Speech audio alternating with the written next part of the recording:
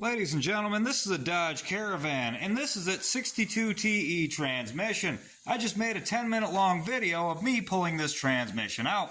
Now we're going to pull this pump out and see what it looks like. Not hard, we just got these 6 8mm bolts around the outside here we got to take out.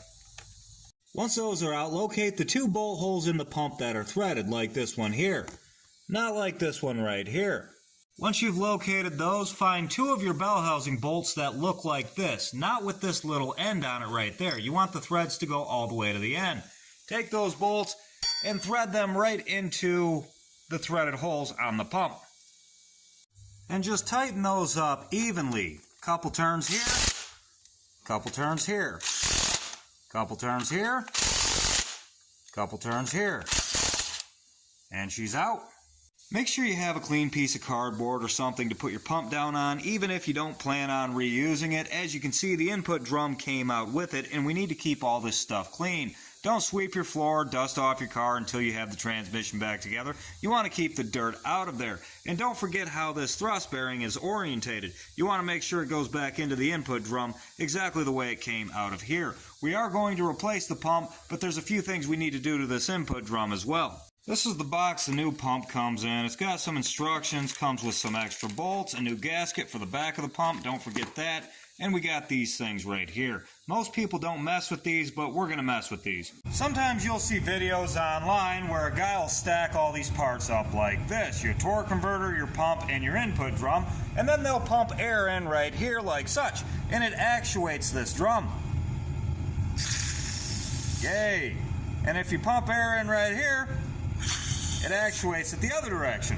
That's impressive, right? What the hell are we looking at? What we saw was the input drum moving into reverse, overdrive, and back into underdrive. You know what reverse is? Overdrive is a gear being driven at the speed of the engine. Underdrive is a gear being driven at less than the speed of the engine.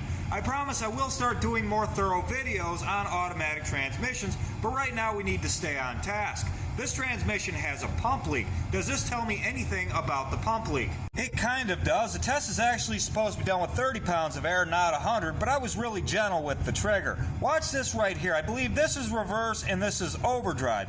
I put a little air into the overdrive here, and look, it's bubbling out of there. I put a little bit of air into the reverse.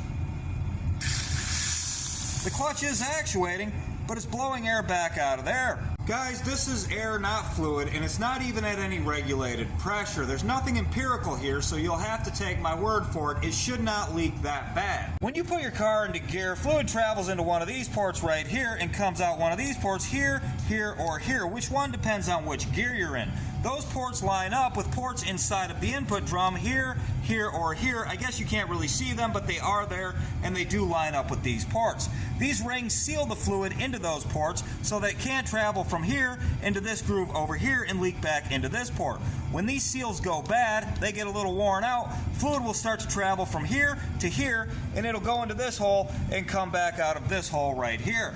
That's a leak. There's also those guys right there. Those are on this little shaft right there. If they begin to leak, you'll have the same condition. Now I just pulled the clutches out of the input drum. This isn't relevant to the video. This is other maintenance that I'm doing that I'm not really ready to talk about right now. What we're going to do is we're going to reach down into here and we're going to dig these seals out with a pick and replace them very gently.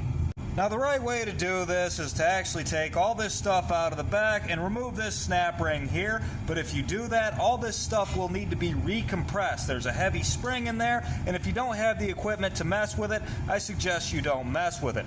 I'm just going to use this guy right here to dig these guys out. Let me see if I can find a better way to view it.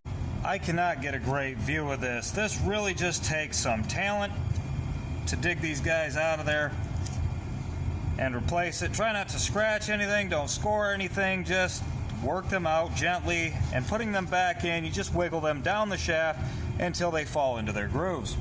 Once you have those out of there, get to a well-ventilated area, spray it out with some brake cleaner and some compressed air, get it as clean as you can, and then drown it with some transmission fluid before you put the new seals back on the shaft.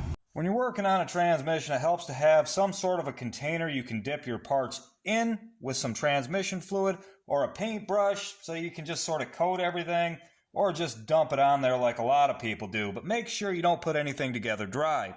You'll probably notice when your input drum came out, this little washer came out with it. It's got these 4 little tabs. Make sure you put that thing back. The 4 little tabs fit into those 4 little slots right there. This is your input drum.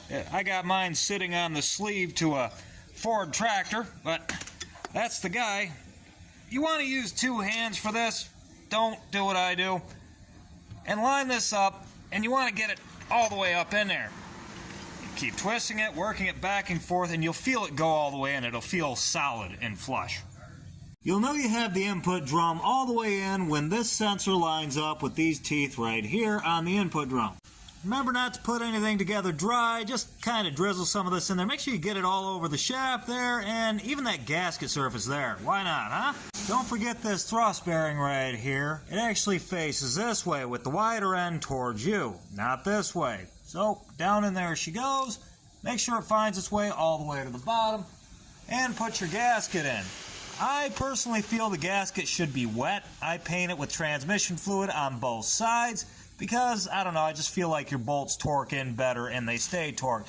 I use some grease around this ring right here.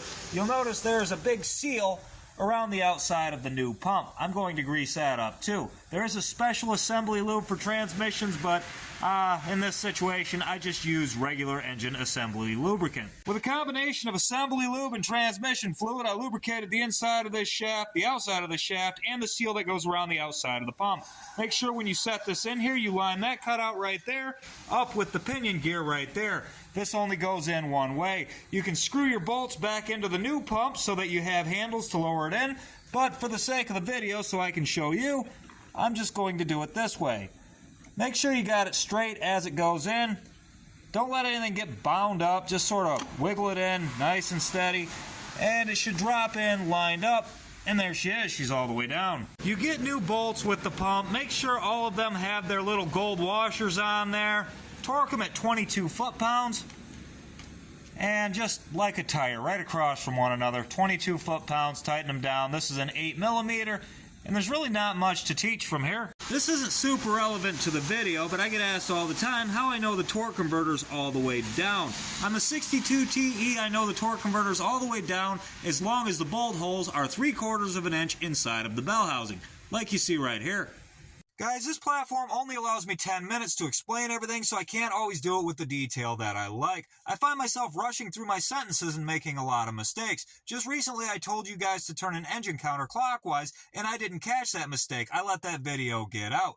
Don't do that. Never do that. That can be bad. So I'm going to go ahead and stop making these long how-to videos. However, if over on the other platform you run into a guy called @TonyShelda, he's a lot like me, and he can hook you up with some of these long how-to videos. I'm going to reserve my time on this platform for explanation videos of functions of cars, just to help people understand cars better. I hope I see you again.